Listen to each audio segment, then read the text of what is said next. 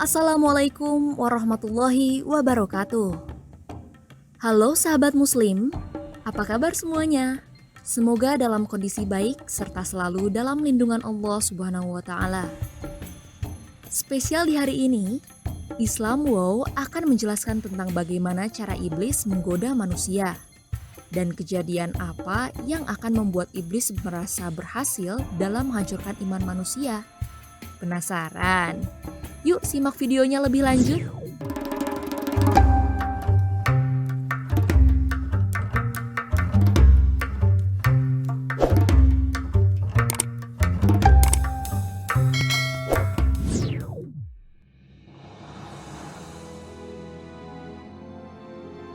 Sahabat muslim, dalam prosesnya iblis dibantu oleh para tentara untuk melakukan berbagai macam cara agar dapat menyesatkan dan menjerumuskan manusia untuk mengikuti jejaknya.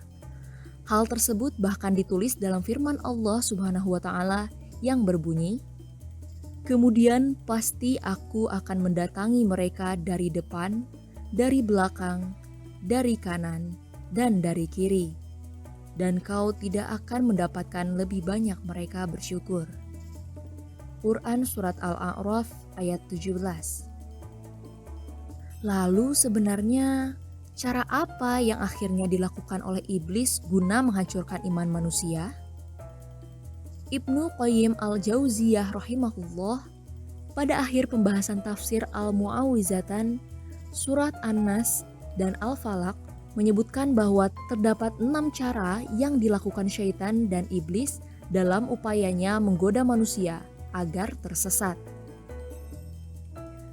Pertama, iblis membujuk manusia agar mengingkari Allah atau menyekutukannya. Kedua, iblis membujuk manusia agar melakukan bid'ah yang sesat. Ketiga, iblis menggoda manusia untuk melakukan dosa-dosa besar. Keempat, iblis menggoda manusia untuk melakukan dosa-dosa kecil. Kelima, iblis menggoda manusia dengan perbuatan-perbuatan tidak berguna. Manusia dibujuk untuk menghabiskan waktunya dengan perbuatan yang sia-sia, sehingga meninggalkan perbuatan-perbuatan yang berguna. Keenam, iblis menggoda manusia agar sibuk dengan perkara-perkara yang baik, tetapi mengabaikan perkara-perkara yang lebih baik. Lalu sebenarnya kejadian apa yang dapat disimpulkan bahwa iblis dan syaitan telah berhasil menghancurkan iman manusia? Kemampuan menggoda manusia yang tertinggi dan terhebat adalah ketika iblis berhasil membuat suami dan istri bercerai. Dalam hal tersebut, terdapat hadis iblis memuja syaitan yang berhasil menceraikan suami istri dari Qabir radhiyallahu anhu. Nabi Shallallahu alaihi wasallam bersabda, "Sesungguhnya iblis meletakkan singgasananya di atas air laut. Kemudian ia mengutus bala tentaranya. Maka yang paling hebat adalah yang paling besar fitnahnya. Lalu datanglah salah seorang dari bala tentara dan berkata, 'Aku telah melakukan begini dan begitu.' Iblis berkata, 'Engkau sama sekali tidak melakukan apapun.' Kemudian datang yang lain lagi dan berkata, 'Aku tidak meninggalkannya untuk digoda, hingga aku berhasil memisahkan antara dia dan istrinya.' Maka iblis pun mendekatinya dan berkata, 'Sungguh hebat syaitan seperti engkau.'" Hadis riwayat Muslim. Sahabat muslim, dari hadis tersebut kita dapat sadari bahwa iblis beserta bala tentaranya memang selalu berusaha untuk menggoda dan selalu ingin menghancurkan bahtera rumah tangga yang telah dibangun manusia. Lantas, mengapa perceraian merupakan tujuan terbesar dari iblis? Jawabannya adalah karena ia sangat menginginkan terputusnya keturunan dari umat yang beriman. Menurut iblis, manusia tanpa istri atau tanpa suami akan lebih mudah dijerumuskan kepada perbuatan zina. Salah satu cara iblis dalam menggoda manusia adalah dengan tasyin, yaitu memperindah suatu tampilan. Bahkan dalam tafsirnya, Imam Al-Qurtubi mengutip penjelasan Mujahid rahimahullah dan berkata, ketika perempuan menghadap ke depan saat ia datang, maka sebenarnya saat itu syaitan duduk di atas kepalanya, lalu menghiasinya untuk memperindah penglihatan orang yang melihatnya. Dan ketika perempuan itu menghadap ke belakang atau pergi, syaitan pun duduk di atas bagian belakang, lalu ia kembali memperindah penglihatan orang yang melihatnya. Maka apabila melihat seorang perempuan yang membuat tertarik, hendaklah kamu datang ke istrimu, karena itu akan menenangkan apa yang ada pada dirinya, yakni gejolak syahwat. Hadis riwayat Muslim. Sahabat Muslim, sebenarnya perceraian memang tidak dilarang, akan tetapi perceraian sangatlah dibenci oleh Allah Subhanahu wa Ta'ala. Hal ini dijelaskan dalam firman-Nya, dan jika kalian bertekad kuat untuk talak, maka sesungguhnya Allah mendengar lagi Maha mengetahui. Quran Surat Al-Baqarah ayat 227. Makna ayat tersebut adalah bentuk peringatan ancaman. Jika kalian berbuat demikian, sesungguhnya Allah Maha mendengar lagi Maha mengetahui. Sehingga itu menunjukkan bahwa perceraian bukanlah hal yang disukai Allah. Sebenarnya, pastilah tidak ada orang yang merencanakan pernikahannya akan berakhir dengan perceraian. Selain dibenci Allah, hal tersebut tentunya akan berdampak buruk bagi keluarga dan pertumbuhan anak. Maka dari itu, Islam Bow telah menyiapkan tips yang dapat dilakukan guna terhindar dari perceraian. Pertama, buat pondasi berdasarkan ajaran agama.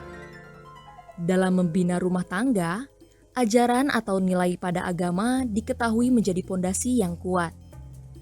Sederhananya, bisa dimulai dengan mengetahui peran masing-masing dalam pernikahan, hingga turut mengikuti ajaran Al-Quran dan Sunnah Rasul sebagai panduan dalam menjalankan rumah tangga.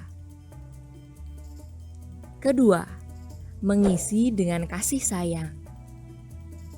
Ketika sudah terbiasa bersama, perlahan hadirnya seolah menjadi rutinitas biasa yang sudah tidak sespesial dulu.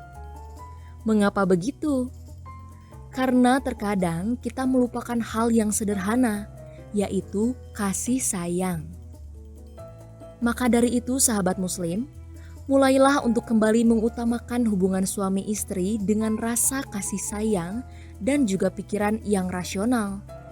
Jangan pernah sekalipun menggunakan kekerasan atau emosi. Sebaliknya, cintailah setiap anggota keluarga dengan sepenuh hati. Niscaya, rumah tangga akan selalu penuh dengan kasih sayang, sebagaimana firman Allah, dan Allah menjadikan di antara kalian rasa cinta dan kasih sayang. Quran Surat Ar-Rum ayat 21. Ketiga, bersyukur. Sahabat Muslim, tahukah kamu bahwasanya untuk mendapatkan rahmat Allah, terkadang kita lupa untuk bersyukur, baik itu untuk hal besar maupun hal kecil. Sambil terus bersyukur, jangan lupa untuk tanamkan kepercayaan bahwa semua ujian dalam rumah tangga akan membuat kita menjadi lebih kuat dan beriman. Keempat, saling pengertian. Percayakah kamu jika sebenarnya sebuah pernikahan akan berjalan dengan baik jika keduanya berusaha untuk saling pengertian dan menghargai satu sama lain? Ketika kita telah menanamkan rasa pengertian, hal tersebut tentunya akan sangat membantumu untuk terhindar dari kesalahpahaman yang berujung pada kerusakan rumah tangga. Kelima, bangun komunikasi yang baik. Sebenarnya ada banyak sekali kehancuran rumah tangga yang diawali dari komunikasi yang tidak baik. Hal tersebut biasanya terjadi ketika salah satunya merasa mendapatkan perlakuan yang tidak mengena di hati, yang menimbulkan dendam, dan tanpa sadar suatu saat akan ia balas kepada pasangannya. Maka dari itu, ada baiknya kita menjadi lebih sadar bahwa komunikasi yang baik merupakan salah satu fondasi dalam berumah tangga. Dengan banyaknya godaan syaitan dan para tentaranya, semoga pembahasan ini dapat menjadi renungan kita semua, terutama bagi orang yang telah membina rumah tangga, agar sekiranya dapat lebih menguatkan dan membentengi keutuhan keluarga, hingga akhirnya kita semua dapat menjadi keluarga yang sakinah, mawaddah, warahmah, dan selalu diridhoi Allah Subhanahu wa Ta'ala. Yang selalu diridhoi Allah Subhanahu wa Ta'ala. Amin ya Rabbal Alamin. Akhir kata, jangan lupa untuk selalu support channel Islam Wow dengan cara like, komen, dan subscribe. Wassalamualaikum warahmatullahi wabarakatuh.